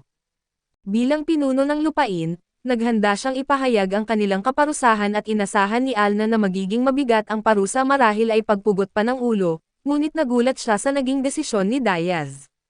Sa halip na patayin ang mga ito, binigyan lamang sila ni Diaz ng mahigpit na babala at pinalayas sa kanyang teritoryo. Ipinaliwanag niyang wala namang malubhang nasugatan sa insidente kaya handa niya silang patawarin sa pagkakataong iyon. Ngunit binalaan niya ang mga ito na kapag muli silang bumalik upang manggulo sa kanyang nasasakupan, hindi na siya magiging ganoon kabait at naunawaan ni Alna ang kanyang naging pasya at sabay silang naglakad pa uwi. Habang naglalakad ay naalala ni Alna ang unang pagkakataon na nakilala niya si Diaz, naalala niyang labis siyang nagtaka nang makita ang isang matandang lalaki na walang pakialam na nakahiga sa gitna ng bukirin. Noong una ay inakala niyang isa itong bandido at sandali pa nga niyang naisip na patayin ito, pero sa hindi niya maipaliwanag na dahilan ay mas pinili niyang kausapin ito kaysa patayin at habang iniisip ang lahat ng nangyari mula noon, napagtanto ni Alna na ang pagpapasyang huwag patayin si Diaz ang marahil ang pinakamagandang desisyong nagawa niya sa buong buhay niya. Dahil sa isang pasyang iyon, tuluyang nagbago ang kanyang buhay at sa sobrang emosyon ay biglang may ginawa si Alna at ginamit niya ang kanyang camouflage at tuluyang naging hindi nakikita. Tahimik siyang lumapit sa likuran ni Diaz at mabilis itong hinalikan sa pisngi. Subalit wala pang 10 segundo ang lumipas ay labis na siyang nahiya sa ginawa niya at agad siyang tumalikod at tumakbo palayo. Sandaling nalito si Diaz bago niya napagtanto ang nangyari at pagkatapos ay hinabol niya si Alna, habang patuloy itong tumatakbo dala ng matinding hiya sa biglaan niyang pagpapakita ng pagmamahal. Kinabukasan, nakipagkita si Diaz kay Mole at binanggit niyang gusto niyang magsimulang magtanim sa mga damuhan, ngunit ipinaliwanag ni Mole na imposible itong gawin dahil sa hindi malamang dahilan at walang anumang pananim ang tumutubo sa mga kapatagan na iyon, kahit ano pang subukan ng mga tao ay palagi pa rin itong nabigo. Gayunpaman, hindi sumuko si Diaz at sinabi niya kay Mole na ang kailangan lang niya ay turuan siya kung paano magtanim sa mga paso. Kahit mabigo ang eksperimento ay gusto pa rin niyang subukan at alamin mismo kung ano ang mangyayari at sa huli, pumayag si Mole na tulungan siya. Ipinaliwanag ni Mole na kailangan munang durugan ang ilang fertilizer leaves at mga buto ng hayop bago ihalo ang pinong pulbos sa lupa. Binalaan din niya si Diaz na mas angkop ang paraang ito sa pagtatanim ng mga halamang gamot kaysa sa mga gulay. Hindi naman gaanong naintindihan ni Diaz ang pagkakaiba ng dalawa at para sa kanya, parehong mukhang damo lang ang mga halamang gamot at gulay kaya hindi niya ito matukoy at inamin ni Mole na hindi rin siya lubos na sigurado sa pagkakaiba ng mga ito, pero naniniwala siyang alam ng mga tao ng kagubatan ang tamang sagot. Dahil ngayon lang narinig ni Diaz ang tungkol sa kanila, tinanong niya kung sino ang mga ito at ipinaliwanag ni Mole na isa silang sinaunang lahi na may napakalalim na kaalaman tungkol sa kagubatan at mga halaman at ayon sa mga alamat, halos alam nila ang lahat tungkol sa kalikasan at kaya pa nilang gawing lunti ang kagubatan ang isang tuyong at walang buhay na lupain. Gayunpaman, inamin ni Mole na hindi pa niya sila kailanman nakita kaya hindi rin siya sigurado kung tunay silang umiiral o bahagi lamang ng matatandang alamat. Pagkatapos noon ay pumayag si Mole na tulungan si Diaz sa kanyang plano sa pagtatanim. Sinabi niyang kapag nagtagumpay ang eksperimento, sana ay turuan din ni Diaz ang buong nayon kung paano magtanim ng maayos dahil gusto nilang magkaroon ng mas matatag na supply ng pagkain at hindi na umasa lamang sa swerte. Agad namang pumayag si Diaz at binanggit niyang iyon naman talaga ang plano niya simula pa lang at dahil doon, natuwa si Mole at pagkatapos ay pabiro niyang iginiit na malaki ang inaasahan niya sa magiging mga anak ni Diaz at Alna balang araw. Nang marinig iyon ni Diaz ay namula siya sa sobrang hiya at hindi na nakapagsalita. Maya-maya ay bumalik si Diaz sa kanyang nasasakupan at nang makita siya ng kambal, masaya silang tumakbo para salubungin siya dahil ngayon ay maaga siyang nakauwi, hindi tulad ng dati na palaging ginagabihan. Binuksan ni Diaz ang kanyang bag at ipinakita sa kambal ang mga magagandang batong napulot niya. Kaso mabilis ding nawalan ng interes ang dalawa nang napagtanto nilang ordinaryong mga bato lamang pala ang laman nito kaya tumakbo na lang sila para makipaglaro sa mga tupa. Hindi nagtagal, dumating si Alna at nang ikwento ni Diaz ang tungkol sa mga batong napulot niya, agad nitong sinabi na wala ang mga iyon kahit kaunting enerhiyang mahika at hindi rin kayang mag-imbak ng mahika, sa madaling salita ay mga karaniwang bato lamang ang mga iyon. Nagtaka si Diaz kung paano agad nalaman ni Alna iyon at mas lalo pa siyang namangha dahil maging ang kambal ay nalaman din ito sa isang tingin lang, Ngumiti si Alna at ipinaliwanag na napakatalino ng kambal kahit bata pa sila at may mga pagkakataon pang ang nararamdaman nila ang napakahinang bakas ng enerhiyang mahika na kahit siya mismo ay hindi napapansin. Binanggit rin ni Alna na kung magpapatuloy ang seryosong pagsasanay ng kambal, balang araw ay maaari pa silang maging mas malakas kaysa sa pinuno ng nayon at dahil dito, labis na natuwa si Diaz at lalo siyang na-excite sa magiging lakas ng kambal sa hinaharap. Makalipas ang ilang oras, abala si Diaz sa pagdurog ng fertilizer leaves nang biglang pumasok si Alna at ipinahayag nitong may nararamdaman siyang grupo ng mga hindi kilalang tao na papalapit mula sa silangan. Hindi na sila nag-aksaya ng oras at agad na lumabas upang tingnan ang sitwasyon. Handa na sanang umatake si Alna sa papalapit na grupo ngunit bigla siyang pinigilan ni Diaz dahil nakilala na niya ang mga ito. Ang mga papalapit pala ay sina Camelot at ang kanyang grupo at kinuha ni Alna ang teleskopyo at mas pinagmasdan sila. Napansin niyang dala rin nila ang kanilang mga giyos kaya nagtaka siya kung bakit sila napaparon at habang nakatingin pa sila, may napansin siyang kakaibang bagay na gumagalaw sa likod ng isa sa mga kariton. Ipinaliwanag ni Diaz na mas mabuting hintayin na lang nilang dumating si Camelot at tanungin kung ano ang dinadala nito. Samantala sa likod ng kariton ay may isang daga na may suot na salamin, na masayang nagsasabing napakaswerte nilang nakatakas sila sa mga manghuhuli ng alipin at nakasakay ng palihim sa kariton ng hindi nahuhuli, ngunit agad namang itinuro ng isa pang daga na hindi naman patungo sa disyerto ang kariton, kaya mas mabuting tumalon na sila bago mahuli ang lahat. Tumutol naman ang iba dahil iba ang tunay nilang pakay at ipinaliwanag nilang hinahanap nila si Diaz, ang kilalang Dragon Slayer at ang plano nila ay patayin ang taong nakapatay ng dragon upang patunayan kung gaano sila kalakas. Sinubukan ng daga na may salamin na pigilan sila sa napakadelikadong plano, kaso walang nakinig sa kanya at kumbinsido silang mananalo dahil sinabi umano ng isang misteryosong tao na nakasuot ng hood na sapat ang kanilang lakas upang talunin si Diaz. Hindi nagtagal, dumating si Camelot sa nasasakupan ni Diaz at bumaba siya sa kariton at binati si Diaz ng may ngiti. Ipinaliwanag na dinala niya ang lahat ng supply at mga gamit na ipinangako ni Lord Eldon. Narinig ng mga daga ang boses ni Diaz mula sa labas ng kariton at agad nilang napagtanto na siya nga ang kanilang hinahanap. Dahil sa sobrang kaba ay hindi nila sinasadyang gumawa ng ingay sa likod ng kariton at nang marinig ni Diaz ang kakaibang tunog, lumapit siya upang tingnan ang laman nito. Kaso sa sandaling buksan niya ang pinto ng kariton, sabay-sabay na tumalon palabas ang lahat ng daga at agad siyang sinalakay at nagulat si Diaz sa biglaang ambush, ngunit mabilis na hamarang si Alna sa kanyang harapan at hinarang ang unang grupo bago pa ito makalapit. Nagalit naman ang ikalawang grupo nang mabigo ang kanilang pag-atake at nagsimula silang magbitiw ng masasakit na salita laban kay Alna. Pagkarinig na iniinsulto si Alna ay agad na nagalit si Diaz at sa isang simpleng hampas lang, itinaboy niya ang buong grupo. Hindi rin nagtagal ang laban at mabilis na nahuli ni Diaz ang lahat ng daga ng halos walang kahirap-hirap, na malinaw na nagpapakitang wala talaga silang naging pagkakataong manalo laban sa kanya. Pagkatapos humuhupa ang kaguluhan, yumukod si Camelot at taos-pusong humingi ng paumanhin at ipinaliwanag niyang ang mga dagang gumawa ng gulo ay mga miyembro pala ng sarili niyang nasasakupan. Nagulat si Diaz nang malaman niyang ang maliliit na dagang iyon ay bahagi pala ng bayan ni Camelot. Ipinaliwanag ni Camelot na kahit mukha silang ordinaryong mga daga na isa talaga silang matalino na lahi na may sarili nilang wika, kultura at mga kaugalian. Ang opisyal na tawag sa kanilang lahi ay mahahabang tengang daga ng altar, pero mas gusto nilang tawagin ang kanilang sarili bilang mga tao ng disyerto at matapos malaman ang tungkol sa kanilang lahi, binanggit ni Diaz kay Camelot na siya na ang bahala na magpasya sa magiging parusa ng mga daga. Tiniyak din niyang wala nang iba pang kailangang gawin bilang kabayaran dahil tapos na ang problema, kaso kung igiit pa rin ni Camelot na bumawi ay handa naman siyang tanggapin ang anumang nais nitong ibigay.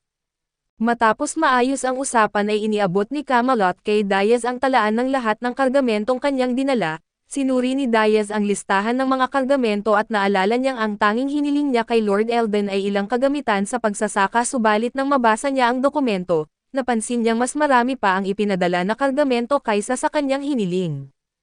Pagkatapos ay binasa niya ang liham na kasama ng mga ipinadala at nalaman niyang nagsama si Lord Eldon ng napakaraming regalo, bukod sa mga kagamitan sa pagsasaka ay nagpadala rin ito ng mga kariton at kabayo para sa transportasyon.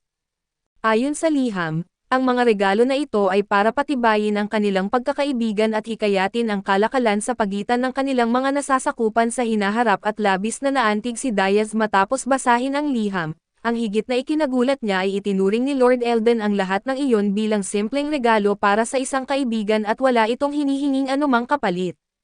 Hindi pa doon nagtapos ang lahat at binanggit rin ni Camelot kay Diaz na dinala nila ang lahat ng materyales na kailangan upang makapagtayo ng mga kwadre para sa mga bagong kabayo at alagang hayop. Nagdala pa sila ng sapat na manggagawa upang sila na mismo ang gumawa ng mga kwadra, kaya hindi na kinailangang maglaan pa ng oras at pagod si Diaz. Sa puntong iyon, labis ang kanyang pasasalamat at napaisip siya kung paano niya mababayaran ang ganoong kabutihan. Samantala sa sobrang natuwa si Alna sa ideyang magkakaroon na sila ng mga kabayo kaya bigla niya itong niyakap ng mahigpit. Dahil sa lakas ng yakap, natambo si Diaz sa lupa at halos hindi na makahinga habang patuloy siyang pinipisil ni Alna at maya-maya, habang magkasama silang umuuwi sakay ng kabayo, ikinwento ni Alna na hindi naging mayaman ang kanilang pamilya noong bata pa siya. Dahil doon ay matagal na niyang pangarap na magkaroon ng sariling kabayo bilang alagang hayop. Kaso hindi iyon kailanman natupad at ngayong mayroon na silang mga kabayo, halos hindi na niya maitago ang kanyang kasiyahan at dahil sa kanyang kwento, nausisa si Diaz at tinanong kung bakit naging mahirap ang kanilang pamilya. Agad namang sumagot si Alna na ang dahilan ng kanilang paghihirap ay dahil ang kanyang kapatid ay isang ganap na inutil, pagkatapos sabihin iyon ay agad niyang ibinaling ang usapan sa yakap na ibinigay niya kanina kay Diaz. Medyo nahihiya siyang humingi ng paumanhin kung nasobrahan ba ang higpit ng kanyang yakap o kung nailang man niya ito.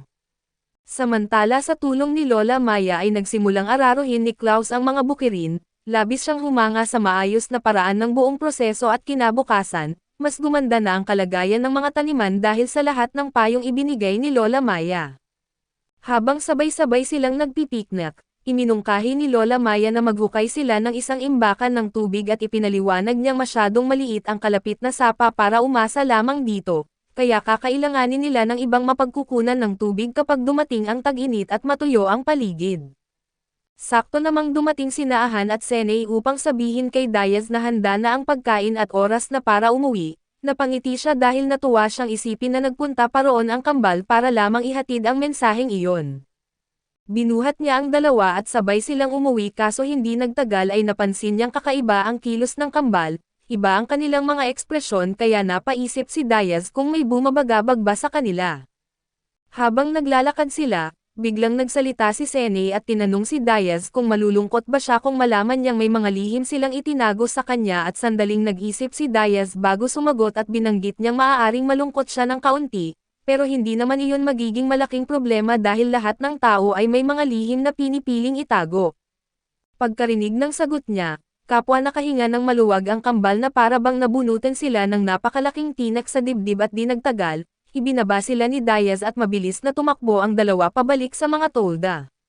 Nang gabing iyon, habang mahimbing na natutulog ang kambal, naalala ni Diaz ang kakaiba nilang naging kilos kanina at naalala rin niyang tinanong niya si Naahan at Senay kung bakit nila naisip itanong ang ganoong bagay, kaso pareho silang tumangging sabihin ang tunay na dahilan.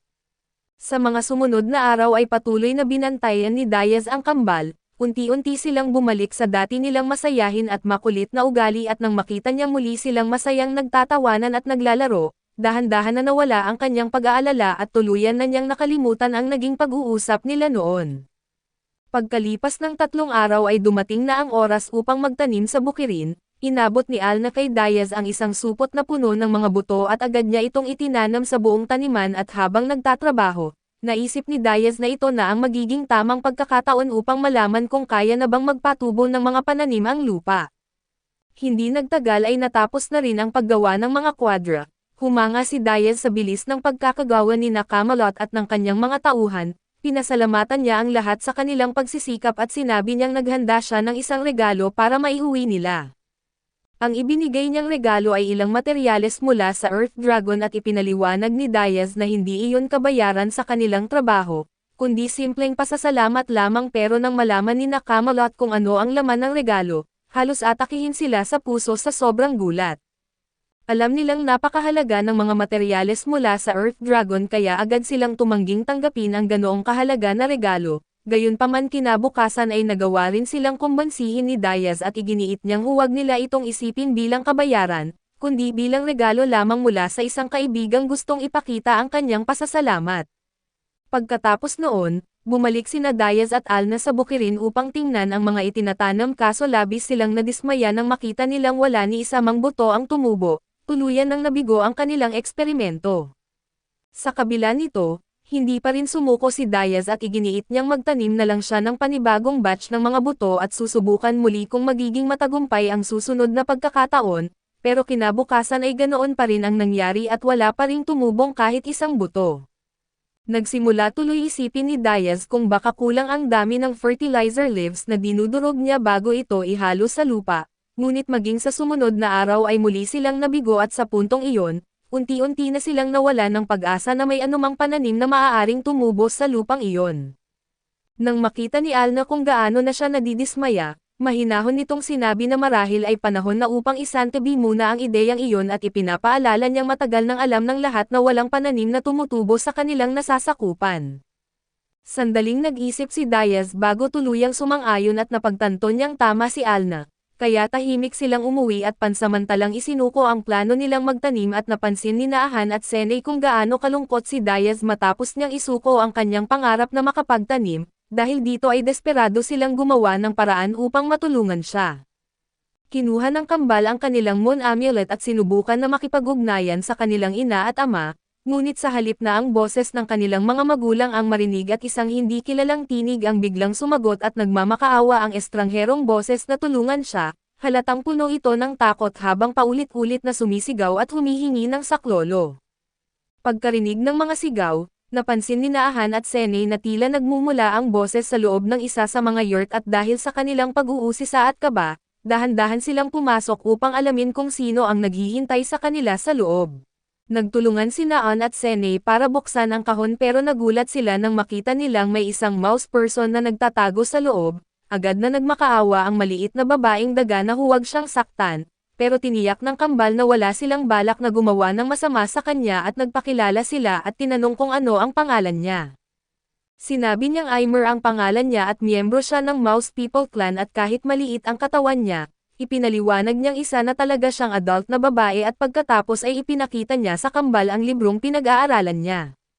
Tinanong ng kambal kung paano siya napunta sa loob ng kahon at inakala nilang pinarurusahan siya, pero ipinaliwanag ni Aimer na mas komplikado ang nangyari at may binabalak ang kanyang clan laban kay Diaz at nadamay siya sa sitwasyon.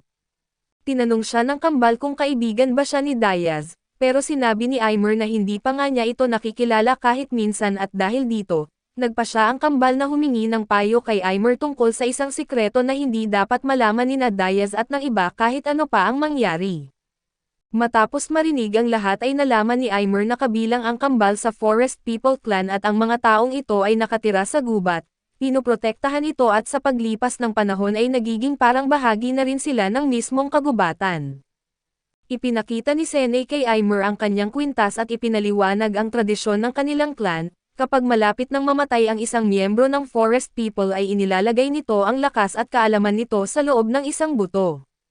Pagkatapos ay ibinibigay ang butong iyon sa isang taong pinagkakatiwalaan at ang taong iyon ang magpoprotekta at mag-aalaga rito hanggang sa tumubo at maging isang puno. Ang punong iyon ang magsisilbing parang libingan ng taong namatay.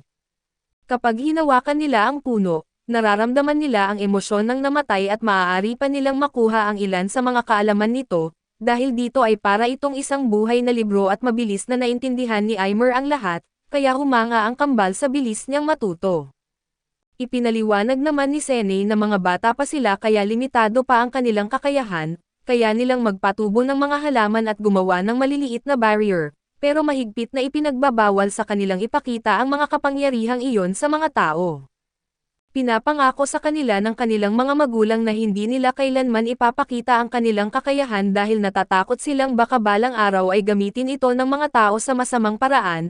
Naintindihan ni Aimer ang sitwasyon nila pero nagtaka siya kung bakit patuloy pa rin silang nakatira kasama ni Diaz kung kailangan naman nilang itago ang kanilang kapangyarihan. Inamin ng kambal na minsan na nilang naisip tumakas, pero sobrang bait at maalaga ni Diaz sa kanila kaya hindi nila kayang umalis at idinagdag rin nilang mabait sa kanila ang lahat ng tao sa village at itinuturing na nila ang mga villager bilang pamilya. Alam nilang araw-araw na nagsisikap si Diaz na gawing mataba at produktibo ang lupa, pero walang gumagana dahil patuloy na nauubos ang kapangyarihan ng lupa at naniniwala ang kambal na makakatulong ang isang barrier para mapigilan ito. Hindi nila iniisip na gagamitin ni Diaz sa masama ang kanilang kapangyarihan, pero gusto pa rin nilang tuparin ang pangakong ginawa nila sa kanilang mga magulang, kaya tinanong nila si Aimer kung may paraan bang gumawa ng barrier nang walang nakakapansin. Iminungkahi ni Aimer na gawin nila iyon sa gabi habang natutulog ang lahat, iginiit ng kambal na natutulog din sila sa gabi pero nangako si Aimer na gisingin sila at gagabayan papunta sa mga taniman. Dahil napakalinaw ng paningin ni Aimer sa dilim, masayang pumayag ang kambal sa plano at pagkaalis ng dalawa ay tahimik na umaasa si Aimer na talagang gagana ang kanilang balak at kalaunan ng gabing iyon, bumangon si Aimer para uminom ng tubig bago palihim na lumabas sa maliit na butas ng tent. Mabilis siyang nagtungo para gisingin ang kambal, pero sa daan ay napansin niyang natutulog si Diaz malapit doon at nang maamoy niya ang pawis mula sa kilikili ni Diaz ay agad siyang umatras dahil sa sobrang baho. Pagkatapos ay mabilis siyang pumunta kina Ann at Sene at maingat silang ginigising gaya ng ipinangako niya. Palihim na lumabas ang kambal kasama si Aimer, pero nang mapunta sila sa madilim na bahagi ng gubat ay nagsimula silang kinakabahan, mas nakakatakot ang kagubatan sa gabi at hindi sila sanay na nasa labas ng walang kasama.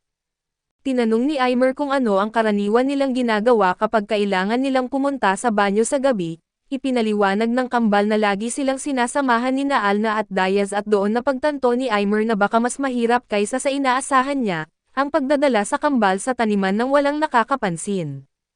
Gayunpaman ay hinawakan ni Ann ang kwintas sa kanyang leeg at tiningnan ang butong ipinagkatiwala sa kanila ng kanilang mga magulang, ang pag-alala sa kanilang pangako ang nagbigay sa kambal ng lakas ng loob para magpatuloy.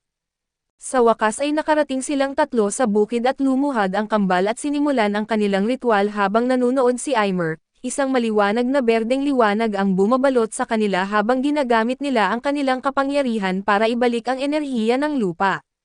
Namangha si Aimer sa dami ng kaya nilang gawin kahit napakabata pa nila, matapos ang ritual ay sobrang pagod na ang kambal at halos hindi na nila maimulat ang kanilang mga mata. Nagsimula silang bumalik sa tent para matulog pero sa sobrang pagod nila ay nakalimutan nilang pakawalan si Aimer.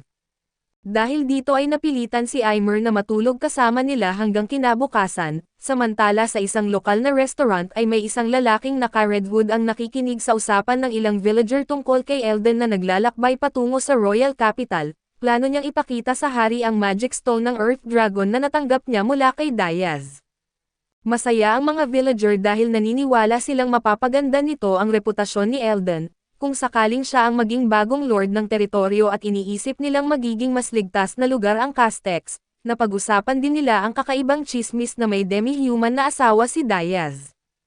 Para sa kanila kakaiba iyon dahil galing si Diaz sa silangan, kung saan kilala ang mga tao sa hindi magandang pagtingin sa mga demi-human, gayunpaman ay inisip nilang baka love at first sight lang talaga ang nangyari.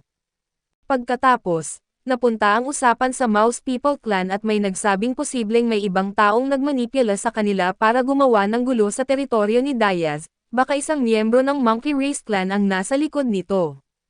Pero hindi naniwala ang iba sa kwento at para sa kanila, gumagawa lang ng dahilan ang Mouse People para hindi akuan ang responsibilidad sa ginawa nila. Sa wakas ay umalis ang lalaking naka-red hood sa restaurant at pumasok sa isang malapit na eskinita. Tinanggal niya ang hood at galit na inaming sobrang frustrated siya dahil nabigo ang plano niyang manipulahin ang Mouse People Clan. Malaking sagabal ito sa kanyang mga plano pero isinumpa niyang balang araw ay mapapatay niya si Diaz. Sa ibang lugar, pinag-uusapan ng ilang knight ang balitang magkakaroon ng bagong lord ang Castex at naniniwala silang magdudulot ito ng malaking problema para sa pangalawang prinsipe na si Mazer dahil kontrolado ng dating lord ang malaking bahagi ng kalakalan sa kanluran. Kaya naging napakayaman ni Mazer at ginagawa rin ni Elden ang lahat para lumayo kay Mazer. Nagtaka ang mga knight kung magiging pagkakataon ba ito para maging crown prince ang unang prinsipe na si Richard, pero para sa kanila ay maliit pa rin ang posibilidad dahil hindi pa sumusuko ang tatlo pang prinsesa. Pare-pareho rin silang naniniwala na halos wala ng tsansang manalo si Princess Diane. Pero biglang pumasok ang isang guard na may nakakagulat na balita. Umalis na pala si Princess Diane sa Royal Capital kasama ang napakaraming sundalo at nagkibit-balikat lang ang mga knight at sinabing problema na iyon ng ibang tao. Kinabukasan ng umaga, napasigaw si Alna nang magising siya at makita si Aimer na natutulog sa mga bisig ni Sene at agad niyang kinuha ang dalawa at pinaliguan ng mabuti, dahil alam nilang maaaring magdala ng mapanganib na sakit ang mga daga. Humingi ng tawad si Aimer kay Alna sa nangyari, pero sinabihan lang siya ni Alna na tumahimik at nagpatuloy sa maingat na paglilinis sa kanila at matapos masigurong malinis na silang tatlo, pinaupo sila ni Alna sa isang sulok para pag-isipan ang ginawa nila. Para kay Diaz ay medyo napakahigpit yata ni Alna sa kanila pero naiintindihan din niyang minsan, mahalagang mapag-alitan ng maayos ang mga bata dahil maaari itong maging isang magandang aral at karanasan para sa kanila. Pagkatapos ay muling tiningnan ni Diaz si Aimer at napagtanto niyang malamang isa ito sa mga umatake na hindi niya napansin noong sinalakay sila ng Mouse People Clan, gayunpaman ay binanggit ni Alna na kulay asol ang status ni Aimer na ibig sabihin ay hindi siya itinuturing na kaaway.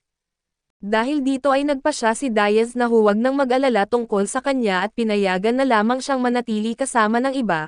Maya-maya ay tinawag ng isa sa matatandang babae si Diaz at masayang ipinakita sa kanya ang nangyayari sa mga taniman, sa wakas ay nagsisimula ng magpakita ng senyales ng buhay ang mga pananim.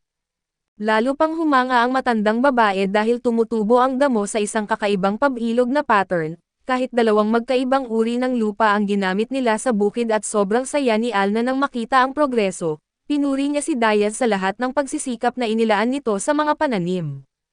Binanggit niyang napakasaya niya dahil sa wakas ay nagsisimula ng magbunga ang lahat ng pinaghirapan nito, iginiit ni Diaz na masaya rin siya pero kahit halatang masaya siya dahil sa wakas ay umuunlad na ang mga taniman, mas lalo siyang natuwa nang makita kung gaano kasaya at ka-excited si Alna tungkol dito.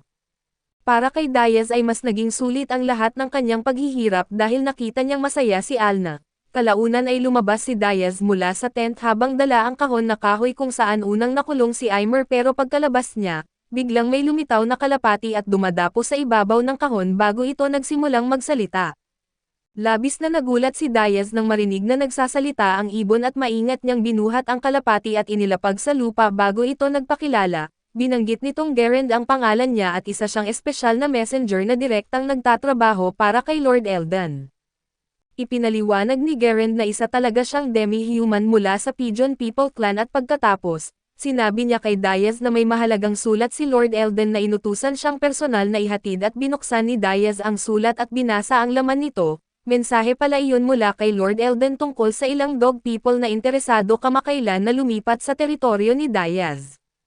Gustong malaman ni Eldon kung papayag si Diaz na tanggapin sila bilang mga bagong residente at hayaan silang maging mga tauhan niya. Ipinaliwanag ni Gerend na nalaman ng ibang dog people ang tungkol sa teritoryo ni Diaz mula sa isa nilang kasamahan na nakatira na roon. Matapos nilang malaman kung gaano kapayapa ang buhay sa teritoryo ni Diaz, nagpasya rin silang lumipat doon at manirahan ng permanente at walang problema si Diaz sa ideya at sinabi niyang handa siyang tanggapin sila, pero ipinaliwanag niyang kailangan muna niyang kunin ang pahintulot ng iba pang mga tao sa village bago gumawa ng final na desisyon. Kapag pumayag ang lahat ay maaari nang lumipat ang dog people sa kanyang teritoryo at maging bahagi ng kanilang komunidad, ikinwento ni Diaz sa iba ang tungkol sa dog people na gustong lumipat sa kanilang teritoryo. Lalo na ang kambal na sobrang natuwa sa ideyang may mga aso ng maninirahan kasama nila, kahit pinaalalahanan sila ni Diaz na hindi pa final ang desisyon at pagkatapos nilang pag-usapan iyon, iginiit ni Diaz kay Alna na gusto niya itong makausap ng private. Lumabas silang dalawa at ipinaliwanag ni Alna na ayaw pa ring sabihin ng kambal kung bakit may isang maliit na babaeng daga na natutulog sa kanilang kama. Naisip ni Diaz na baka may magandang dahilan sila kung bakit nila iyon inililihim, kaya sinabi niya kay Alna na hintayin na lamang nilang maging handa ang kambal na ipaliwanag ang lahat ng kusa. Sumang-ayon si Alna at ipinahayag niyang iyon nga siguro ang pinakamabuting gawin. Pagkatapos ay tinanong ni Diaz si Alna kung ano ang tingin niya sa pagtanggap ng mas marami pang tao bilang kanilang mga tauhan. Sang-ayon si Alna sa ideya at wala siyang problema kung mas marami pang tao ang sasali sa lumalaki nilang komunidad. Kalaunan ay lumapit si Aimer kay Diaz at magalang na yumukod at nagtanong kung maaari siyang manatili at manirahan sa kanyang teritoryo. Pumayag si Diaz pero nagtaka siya kung bakit gusto nitong manatili roon gayong maaari naman itong bumalik sa teritoryo ni Eldan. Ipinaliwanag ni Aimer na gusto niyang manatili dahil napalapit na siya kina Ahan at Sene. Gustong-gusto niya ang kambal at gusto niyang manatili sa tabi nila para matulungan silang lumaki at matuto at idinagdag rin ni Aimer na marunong siyang magbasa at may alam sa basic math, kaya maaari siyang maging tutor ng kambal at tumulong sa kanilang pag-aaral. Tumingin si Diaz kay Alna at hiningi muna ang opinyon nito bago gumawa ng final na desisyon. Kahit medyo nag-alangan ay pumayag si Alna na manatili si Aimer pero may isang kondisyon, kailangan nitong siguraduhing palagi siyang malinis at maayos sa katawan. Matapos mapagdesisyonan ang lahat, ibinigay ni Diaz kay Gerend ang mensaheng tinatanggap niya sa kanyang teritoryo ang Dog People pati na rin si Aimer. Kinuha ni Gerend ang sulat bago ibinuka ang kanyang mga pakpak at lumipad para ihatid ang balita kay Lord Eldan. Kalaunan ng gabing iyon ay biglang ginigising ni Alna si Diaz. Sinabi niyang may nararamdaman siyang ilang bisita na papalapit sa kanilang teritoryo. Mabilis silang lumabas ng village at nagtungo sa lambak para tingnan kung sino ang paparating. Habang papunta sila roon ay inakala ni Alna na malamang ang hinihintay nilang Dog People ang mga bisita. Malinaw niyang nararamdaman ang isang malaking presensya kasama ang ilang mas maliliit, kaya medyo nagtaka siya dahil hindi iyon tugma sa impormasyong ibinigay sa kanila tungkol sa grupo. Pero nalito si Diaz nang banggitin ni Alna ang malaking presensya. Tinanong niya kung ano ang ibig sabihin nito at nang tumangala siya ay tuluyan siyang nagulat at hindi pala simpleng naglalakbay papunta sa Zealandia ang Dog People. Tumakbo sila ng buong lakas para iligtas ang kanilang buhay habang hinahabol sila ng isang napakalaking anaconda. Agad sanang kukunin ni Alna ang kanyang bow para patayin ang malaking ahas, pero sa kanya naalala na naiwan pala niya iyon sa bahay at bago pa may magawa silang dalawa, nasunggaban ng malaking anaconda ang isa sa Dog People gamit ang bibig nito at iniangat mula sa lupa at nang makita iyon, agad tumakbo si Diaz para iligtas siya kahit wala siyang dalang anumang sandata.